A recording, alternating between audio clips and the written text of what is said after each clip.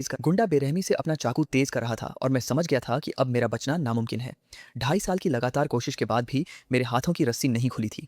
पर हार मानकर मरने के बजाय मैंने अचानक जमीन पर पड़ी एक सीटी को अपने दांतों से पकड़ा और पूरी ताकत से फूंक दिया।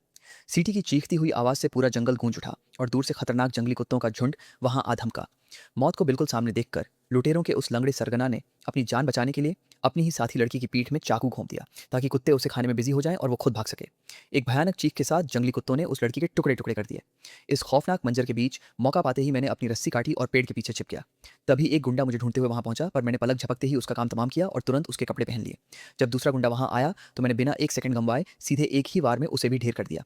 अब इस पूरे गैंग में सिर्फ वो लंगड़ा सरगना ही जिंदा बचा था। मैं सीधे उसके सामने आया और उसके पैर में एक तीर मार दिया, जिससे वो दर्द के मारे घुटनों के बल बैठ गया। लेकिन जैसे ही मैं उसे खत्म करने वाला था, अचानक मेरे धनुष की डोरी टूट गई। उसके चेहरे पर दोबारा हैवानियत जाग उठी। पर इससे पहले कि वो मुझ पर हमला करता, पीछे से आए जंगली कुत्तों के झुंड ने उसे दबोच लिया और पूरा जंगल उसकी चीखों से कांप उठा। जान बचाकर भागते हुए मैं रास्ता भटक गया और मुझे जंगल में एक पुरानी झोपड़ी मिली, जहां हथियारों और खाने पीने का ढेर सारा सामान था। मैं सामान समेट ही रहा था कि अचानक पीछे मुड़ते ही मेरे होश उड़ गए। सामने वही लंगड़ा सरगना खून से लथपथ खड़ा था, जिसे मैं मरा हुआ समझ रहा था। उसने जंगली जानवर की तरह हमला करके मुझे जमीन पर पटका और मेरा गला दबाने लगा। अपनी आखिरी सांसें गिनते हुए मैंने उसके पैर के उसी जख्म को पूरी ताकत से भींच दिया जहां तीर लगा था, और मौका मिलते ही बंदूक उठाकर उसके सीने में गोलियां उतार दी।